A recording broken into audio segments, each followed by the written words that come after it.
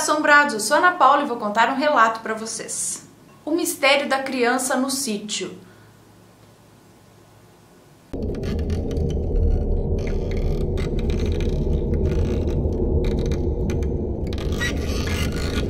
O moço que nos conta esse relato diz que isso aconteceu com o avô dele, na cidade de Araras, no ano de 1949. O avô dele era agricultor e morava em um sítio.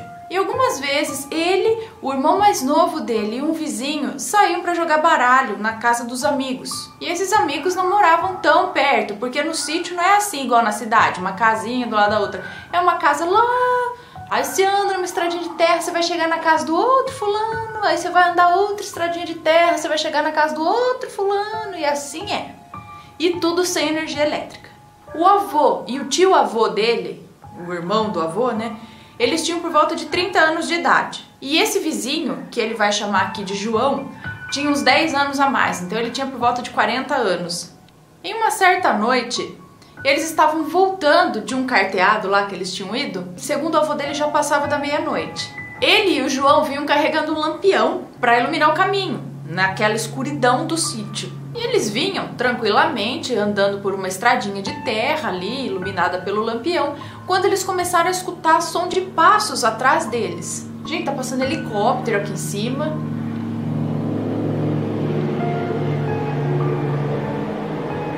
Pink Floyd. We don't need no education. Não sei, deve estar procurando ladrão aqui. Tô gravando, seu helicóptero. Então eles se viraram para ver da onde vinham aqueles passos e começaram a procurar quem era ou o que era com os lampiões. E de repente eles viram um menino que aparentava ter entre 6 e 7 anos ali parado, olhando para eles. O helicóptero.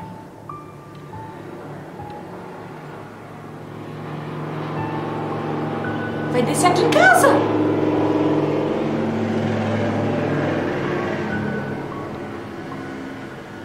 Gente, eles devem estar procurando alguém por aqui mesmo.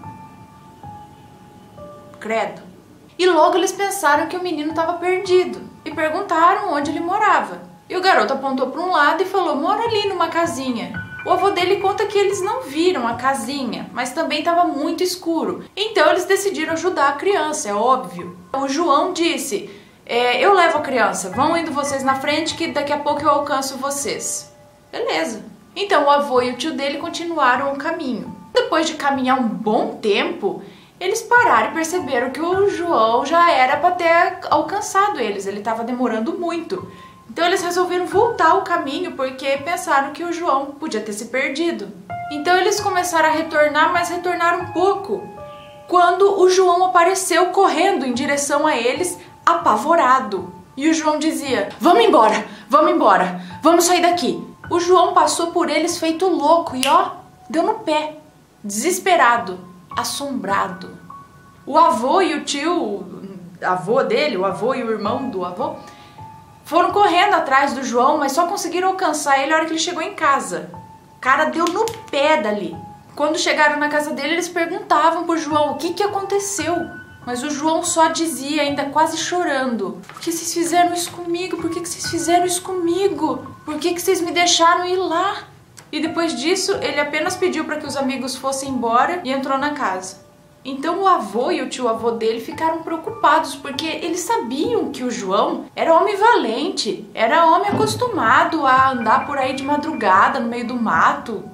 Mas decidiram ir embora e voltar no dia seguinte, quando o João já estivesse mais calmo. No outro dia, então, o avô dele voltou lá para conversar com o João, que realmente já não estava tão nervoso, mas ele se mostrava muito triste e parecia preocupado. Porém, por mais que o avô dele perguntasse o que aconteceu, ele não tocava no assunto e não contou o que aconteceu. Ele se recusava totalmente a falar sobre o assunto. Diante disso, o avô dele, o tio-avô, que estava no dia anterior, e um outro irmão ainda, decidiram voltar até o local onde encontraram o tal menino. Mas não encontraram uma casa sequer na redondeza. Também não viram o tal menino e não encontraram ninguém que pudesse saber desse menino, ou que tivesse visto essa criança por lá. No mínimo, eles saíram perguntando por essa criança, por esse garoto. E ninguém sabia de nada. O João nunca contou a ninguém o que ele viu aquela noite. E menos de uma semana depois, o João estava morto. Meu, o que o tal do João viu? O que era aquela criança? Ai, por que ele não contou pra ninguém? Caramba! O que será que ele presenciou? Será que ele viu alguma cena de morte muito grotesca? Será que o menino levou ele até onde? Será que o menino se transformou num bicho feio e ele ficou chocado? Será que Mas por que ele não quis contar pra ninguém? Será que por medo de acharem que ele tá louco? Será que o garoto mostrou pra ele a forma que ele ia morrer? E quando? Que seria uma semana depois, e aí ele ficou louco? E como ele morreu? Ele morreu de morte natural ou ele se matou? Provavelmente morte natural, porque se ele tivesse se matado, acho que ele teria falado no relato, né? E uma semana depois ele se matou. Mas não, ele morreu. Vai saber o que ele presenciou, o que era aquele menino. Se alguém tem alguma história parecida aí do sítio, conta aí. Eu não sei de nada do tipo, mas que é louco é. E eu tenho uma dica de livro pra vocês. Materializações luminosas. Um depoimento de um delegado de polícia, hein? E vem ilustrado com novas fotos de materializações de espíritos. Tem foto ainda aqui, hein? De materialização. Então, isso dá porque não sabe muita verdade, não, mas inclusive, olha, eles faziam moldes da mão do espírito. Faziam um modelo em parafina da mão do espírito e depois faziam em gesso. Olha, fenômenos de materialização de espíritos realizados através da mediunidade de Francisco Lins Peixoto e Fábio Machado. Muitos deles na presença de Francisco Cândido Xavier, com inúmeras fotos filmadas pelos próprios pessoas. Quer conferir? Quer ver o que tem aqui? Quer ver quais são essas fotos de materializações? Como era feito? O que é e sei lá o que? Compra lá na loja sobrenatural.com.br, que eu vou dar uma olhada aqui agora.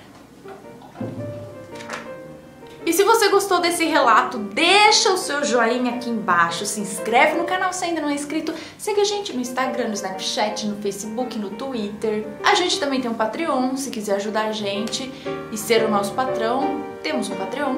E se quiser enviar alguma coisa pra gente, o endereço da caixa postal está aí embaixo. Um beijo pra vocês e até o próximo relato.